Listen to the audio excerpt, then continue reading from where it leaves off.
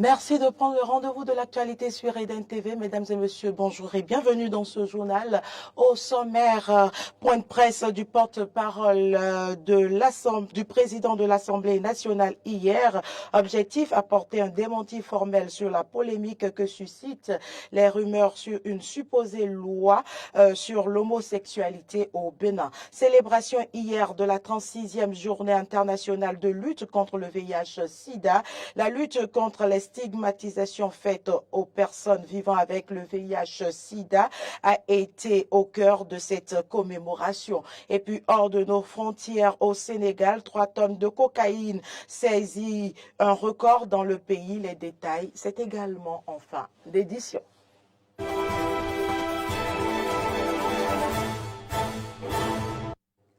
Merci pour l'attention. Le président de l'Assemblée nationale a réagi à la polémique soulevée par les questions orales suivies de débats lors de la plénière du jeudi 30 novembre relative à une supposée loi sur l'homosexualité au Bénin. C'est à travers un point de presse animé ce vendredi par son porte-parole que l'autorité a démenti la rumeur. Suivez ici les explications.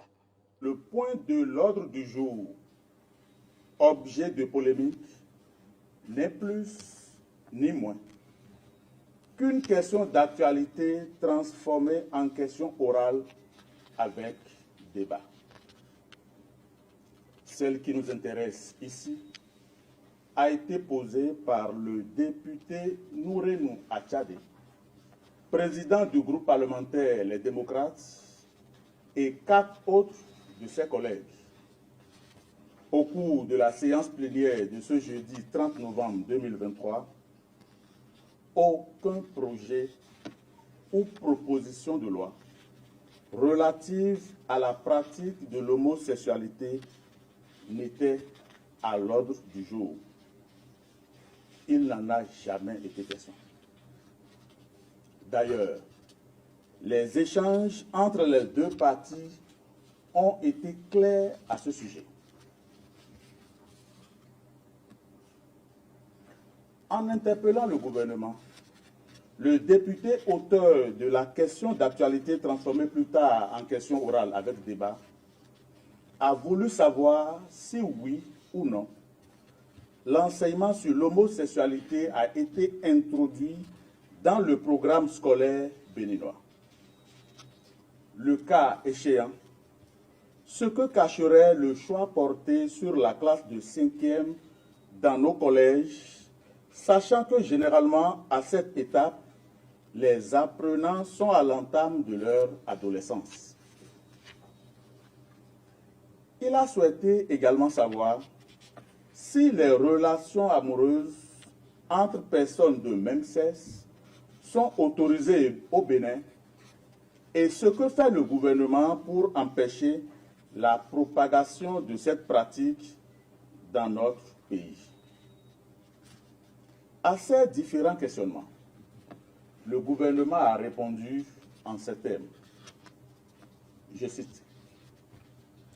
L'expérience en cours au Bénin n'a rien à voir avec l'homosexualité. Il s'agit de l'infusion pédagogique des concepts de l'éducation à la santé sexuelle dans les curricula. C'est l'apprentissage d'un comportement responsable, dont la démarche éducative vise à apporter aux élèves des informations objectives et des connaissances scientifiques pour sortir de l'ignorance. Globalement, la gouvernance de l'initiative éducation à la santé sexuelle n'autorise pas que les enseignants s'écartent de ce qui fait partie de notre culture. Les relations amoureuses entre individus du même sexe ne sont pas spécifiquement criminalisées en République du Bénin. Cependant, le pays n'offre pas non plus de protection juridique spécifique aux 10 individus. Ce qui est clair, c'est qu'une telle pratique est à l'antipode de nos valeurs culturelles. chaque culture a sa propre richesse et sa propre histoire. Le gouvernement du Bénin prend au quotidien des mesures actives pour promouvoir et célébrer ses valeurs, notamment à travers l'éducation. La réflexion en cours sur la gestion de la croissance démographique au Bénin n'a rien à voir avec une quelconque orientation sexuelle.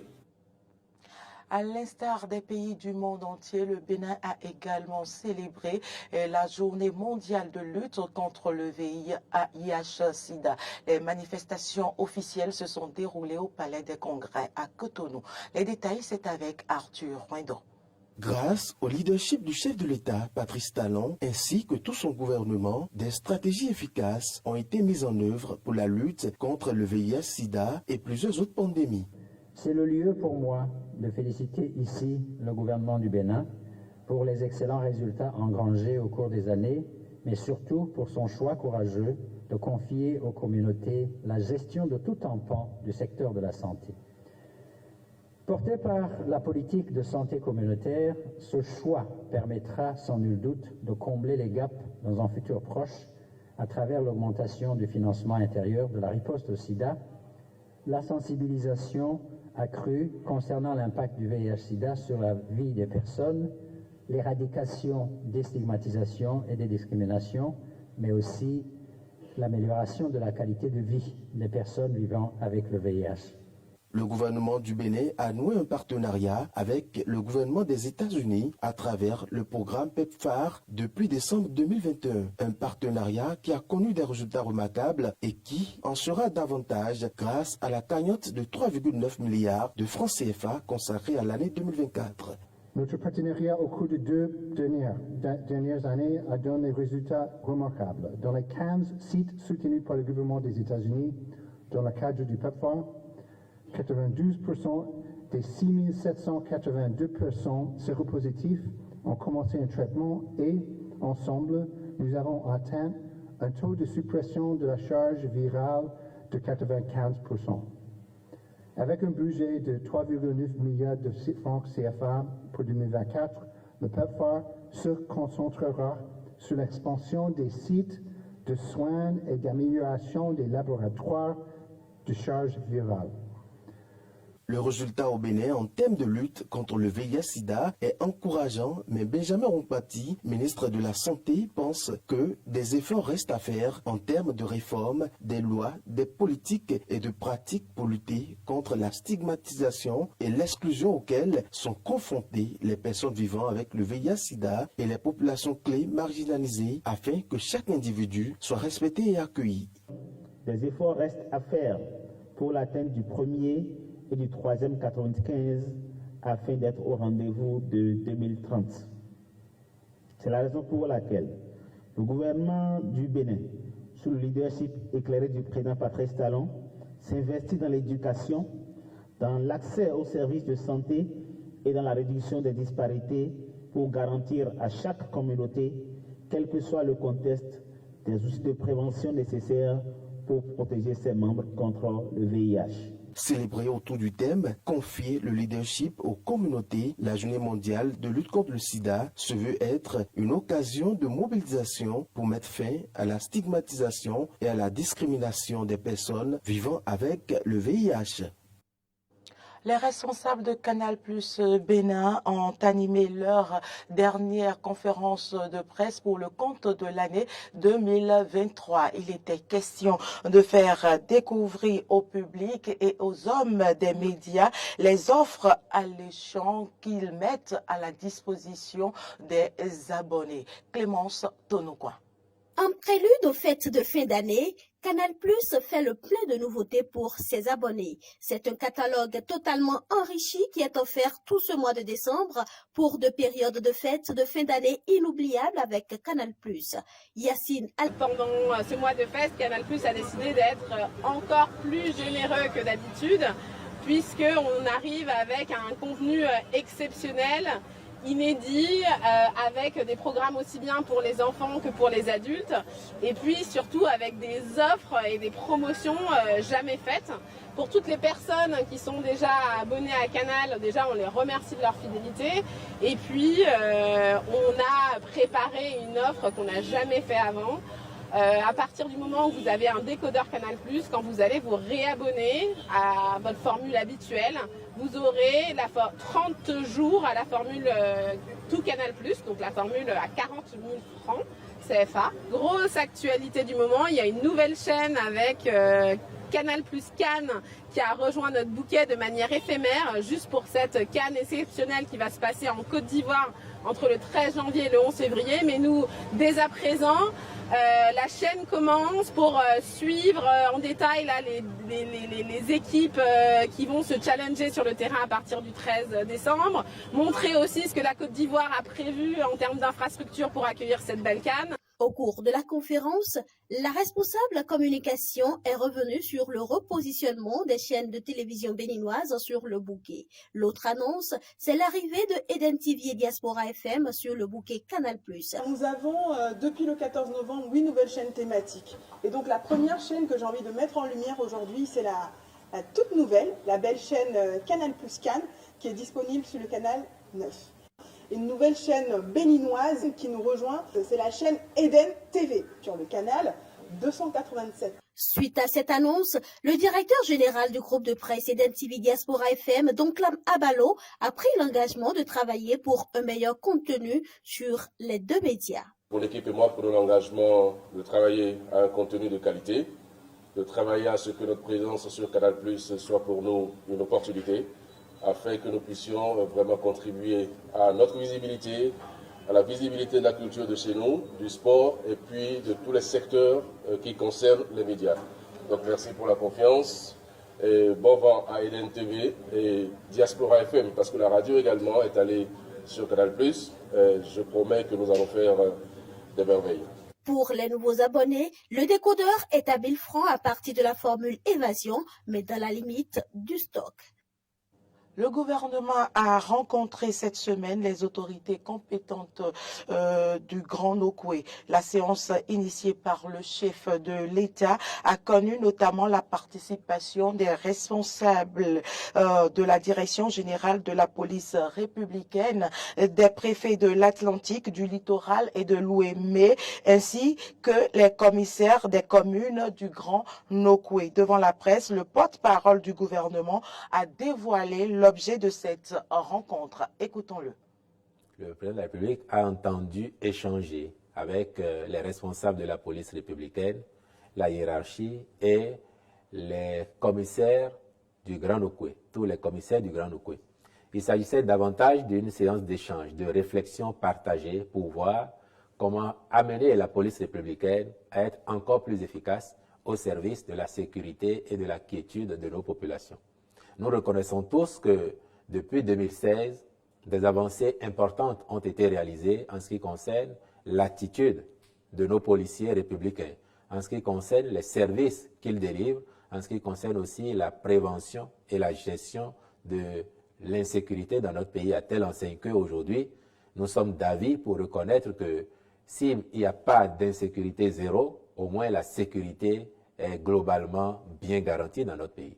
Mais le président de la République, on le sait désormais, est perfectionniste et pense qu'il y a moyen d'amener la police à faire un pas de plus dans la promotion de cette sécurité, de la coproduction de la sécurité, mais aussi du vivre ensemble, et que de ce fait, il y a certains pans de la vie en société qui mériteraient d'être encore pris en charge par la police républicaine en ce qui concerne la prévention, le signalement des infractions éventuellement et ou leur prise en charge. Et donc, comme cela initialement n'est pas dans les tests qui régissent la police républicaine, il voulait d'abord voir avec les acteurs eux-mêmes est-ce qu'il y aurait possibilité, en intégrant ces nouvelles dimensions à leurs tests, est-ce qu'ils seraient en capacité de les prendre en charge. Et fort heureusement, les discussions ont été positives. Le chef de l'État a noté la disponibilité de ses interlocuteurs qui ont compris le sens de ces préoccupations et qui ont indiqué une fois qu'ils auraient les actes réglementaires qui fondent leur pouvoir à pouvoir prendre en charge ces secteurs-là, c'est avec dévouement, c'est avec enthousiasme, mais aussi avec beaucoup de responsabilité qu'ils accompliraient leur mission au nom de la République. L'Observatoire de la déontologie et de l'éthique dans les médias a donné de la voix pour dénoncer l'usurpation de titres dans la corporation. C'était à travers un point de presse. On écoute Firmin Bécan, vice-président de l'ODEM. Il nous revient de façon insistante à l'Observatoire de la déontologie et de l'éthique dans les médias ODEM des comportements et des attitudes peu recommandables de personnes étrangères à la corporation des journalistes du Bénin, mais qui utilisent injustement le titre sur les lieux de reportages et de manifestations diverses. C'est ainsi qu'elles se font passer pour des journalistes de différents organes, suivant les lieux et les jours, et escroquent les organisateurs.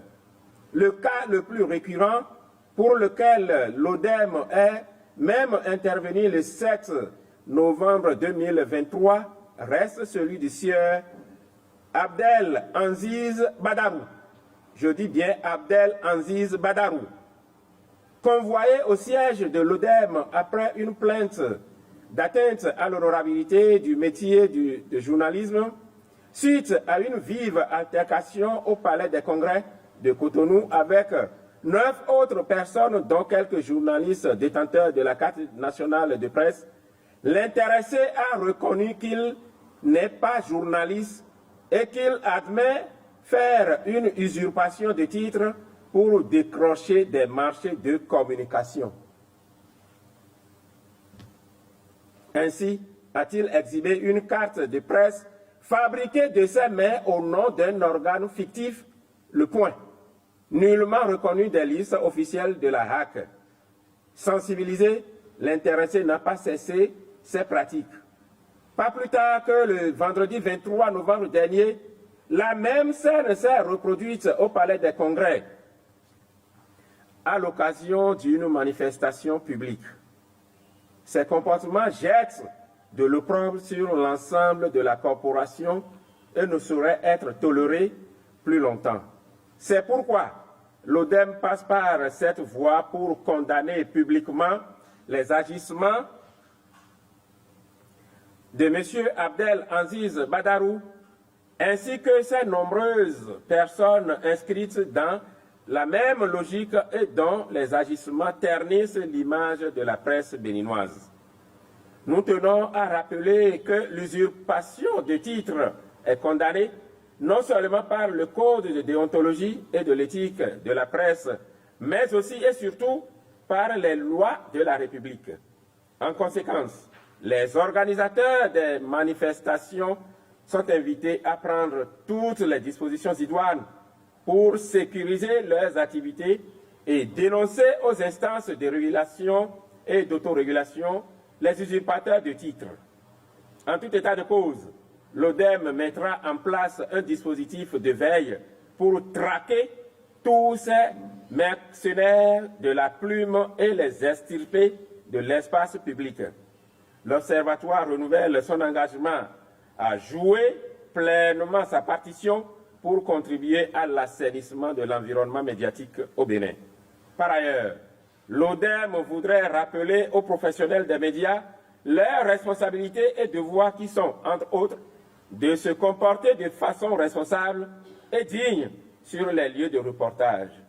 Il y va de la responsabilité de l'ensemble de la corporation.